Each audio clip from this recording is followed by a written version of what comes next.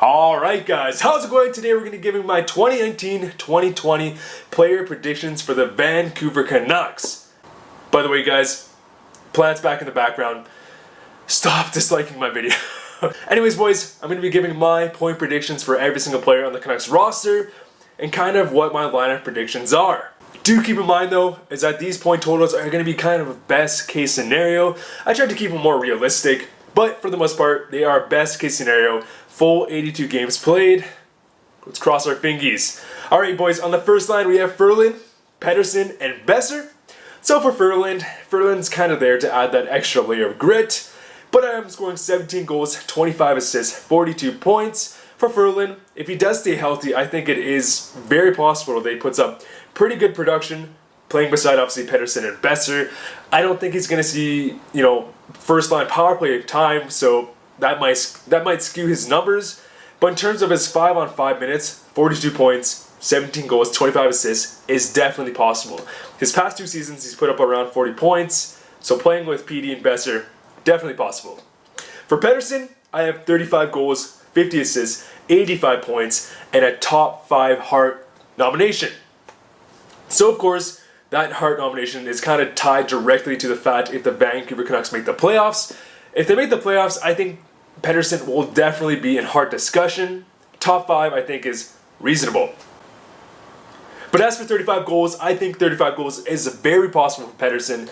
He has an amazing release. And now that the Vancouver Canucks have way more tools to work with, other teams aren't going to be able to just target Pettersson, directly. And hopefully that gives him more shooting opportunities, and I think we're going to see increased goal production. And as for Boeser, I'm guessing 30 goals, 40 assists, 70 points. Hopefully he signs and plays a full 82 game season. I think it's Boeser's time to finally hit that 30 goal mark. However, I don't think his goals is going to drastically go up. However, I think his assists are going to go up because of Pettersson. But I do definitely think that Boeser is a potential 40 goal guy. On the second line, boys, we have Miller, Horvat, and Pearson. And I guess, boys, just know that you can kind of change some guys around. These aren't, my predictions. Of course, we're going to see some lineup changes, but this is kind of a rough draft. For Miller, I'm guessing 18 goals, 40 assists, 58 points. I do think there's a chance that Miller may be on the first line power play. I'm guessing they're actually maybe, a forward on the point on our power play. We might go with 4 forwards and 1 defenseman. We'll see, though. Miller has had a pretty good history of putting up solid point production. I think playing alongside of Horvat and Pearson and potential first-line power play minutes, he might just have a career year. 18 goals, 40 assists, 58 points is definitely possible. As for Bo Horvat, I'm guessing 30 goals, 40 assists, and 70 points, as well as a top 10 Selke nomination. Well, I guess not nomination, I guess voting. Horvat was very close to hitting that 30-goal mark. He had 27 goals last season, 40 assists, playing on the power play with Pettersson and Boeser, very possible. I think Horvat's going to have a big breakout year this upcoming season. And 70 points is definitely very possible. As for Tanner Pearson, I'm guessing a 20-goal season, 24 assists, 44 points. Pearson has never been an absolute offensive guy. He plays with some grit, so that obviously takes away from his production. But 20 goals is definitely very reasonable, and it will add a lot to our secondary scoring. On the third line, we have Goldobin, Gaudette, and Josh Levo. For Goldobin, I'm guessing 12 goals, 25 assists, 37 points. Goldobin last season had just under 0.5 points per game. If Goldobin actually did, take this offseason to keep developing, keep getting better, 37 points is definitely possible, especially with some good power play time. I think this is going to be a big make-or-break season for Goldobin. If we do see 37 points and he's playing on the third line, in my opinion, that's some great, that's great production. That's great secondary scoring, and that's something that the Vancouver Canucks need. 37 points is definitely very possible, considering he was on pace for hitting around that last season, but he did have, first, second line opportunities last year, so I guess we'll see. As for Adam Gaudette, hopefully we see, more games in this season. Hopefully he's more consistent. At the start of last season, Gaudette was a bit inconsistent. He went back to the AHL, and then when he came back up, I noticed a completely different player. I'm guessing 10 goals, 20 assists, 30 points. For Adam Gaudette, I see a guy, he's a good two-way forward. He does maybe have second-line upside. I see it more as a two-way secondary scorer.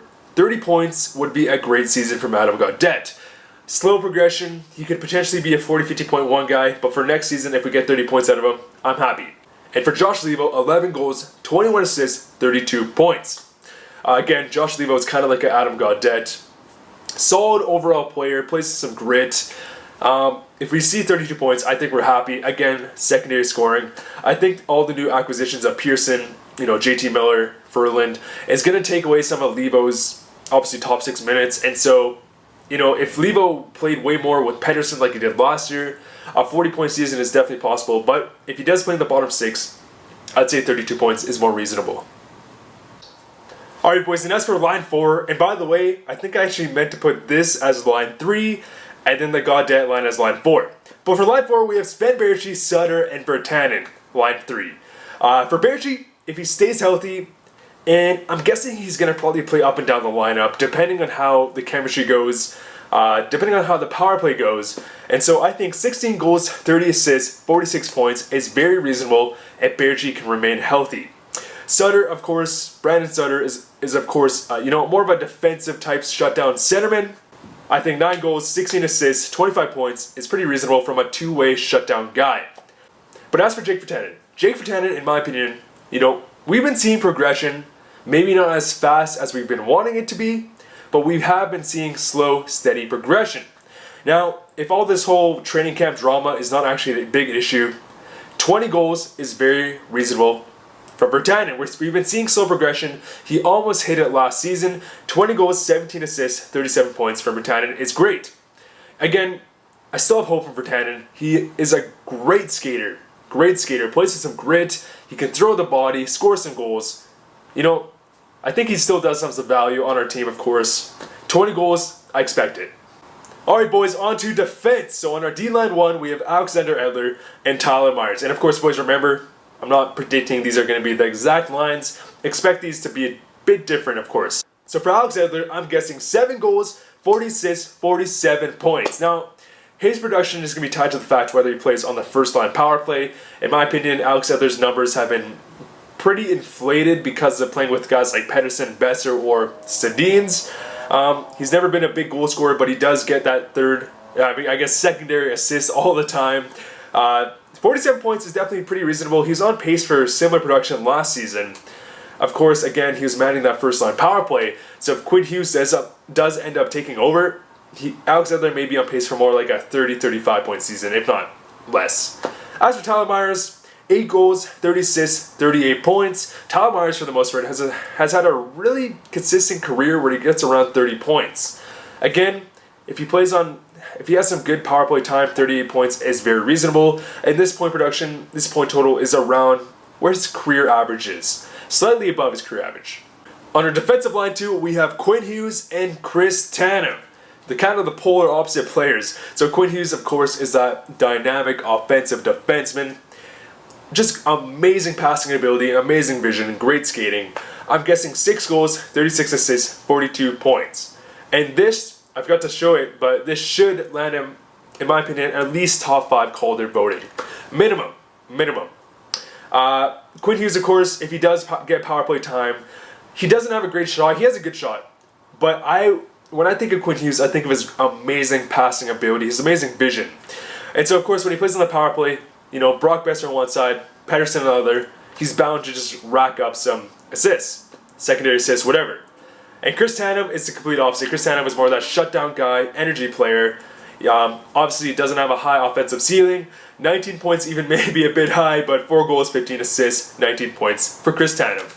Alright, and as for our defensive third line, we have Jordy Ben and Troy Stecher. For Jordy Ben's kind of like that third line pairing defenseman. Puts up some production, but overall is more relied on for his, defensive abilities. 4 goals, 13 assists, 17 points. Sure, fair enough. Solid, consistent defenseman.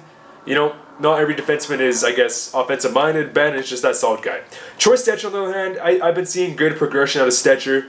I'm a big fan of Stecher. He plays with 120% every shift. 7 goals, 20 assists, 27 points. I think Stecher, throughout the season, will get some power play time. I like his progression. I like his work ethic. 27 points is definitely reasonable. And by the way, guys, in terms of defensive scoring, the Canucks have always been a bottom team. In terms of, I guess, goal scoring from our blue line. However, for next season, I feel like it may be a lot different. Obviously, acquisitions of guys like Tyler Myers, Jordy Ben will help. And then, of course, adding Quinn Hughes is really going to help our scoring from the back end. That's something we have always lacked in. So hopefully that translates in just to more goal scoring just in general. Alright, boys, in net, we have Thatcher Demko and Jacob Markstrom, of course. For Demko, I see him playing around 20 games. That's what I'm going to guess the split is going to be, around 20-25 max. I think around 20 max, depending on how Markstrom's feeling. And then, of course, that leads Markstrom with 62 games played. For Demko, I'm going to guess around a 2.75 goals against average, a 9.09 save percentage. I think Demko is going to be a really solid backup goaltender. And hopefully within the next 3 years, he can kind of take over that starting position. As for Jacob Markstrom, on the other hand, we just saw him come off a big career year. I don't know if it's career year technically, but in terms of his actual play, he had a phenomenal season last year. His point, I guess his totals may not show you guys that, but he really did have a great season. I'm guessing a 2.45 goals against average and a 9.17 save percentage. If the Canucks really are a much better team, this is very reasonable. Jacob Markstrom, he has a lot of potential. He's got the size, he's got the effort. I think Markstrom has a lot of potential to become that, number one starting goaltender for us. And I'd be very happy with this type of season. And if Markstrom could do anything like what he did last year, the Canucks are going to be in a good spot, boys. And throughout this video, you may kind of realize is we have a lot more scoring than we did in previous seasons. There's no more Derek Pouliot. There's no more Ben Hutton. There's no more Eric Branson. The Canucks have really upgraded a lot of different areas. Winger support, scoring depth, just depth in general. I didn't include guys like Roussel and Beagle. I don't know why. I just didn't. But I'm guessing for Roussel around 30 points, Beagle around 20. I just wanted to make the lineups more simple. But the Canucks in general, boys, are just headed in the right direction. I think this offseason has been huge for us. Tyler Myers is a big bonus. JT Miller is going to really help. And the team is just headed in the right direction. If injuries aren't a huge issue this upcoming season, if Brock Besser can get signed, the Canucks can definitely be, a wild card contending team. I think regardless, we're going to be in a wild card contention, but we may just be a playoff contending team, boys. If we stay healthy. I think that's going to be the biggest driving force here, if we stay healthy. But anyways, guys, thank you guys so much for watching. Comment your predictions down below. I want to see what you guys think. How many points is Pettersson going to put up? Is Besser going to finally put up 30 goals? Is Bo Horvat going to have his breakout season? Is Quinn Hughes going to be in Calder contention? Guys, there's so many headlines next year. This is going to be so exciting. Preseason hockey starts today when this video is uploaded. Oh, boys, let's go. Another thing, guys, go follow my Twitch. I've been live streaming a bunch with you guys in the chat. It's so much fun. I've been doing franchise modes. I'm hot. We have a blast. So definitely go follow my Twitch down below. Thank you guys so much for watching. See you guys later.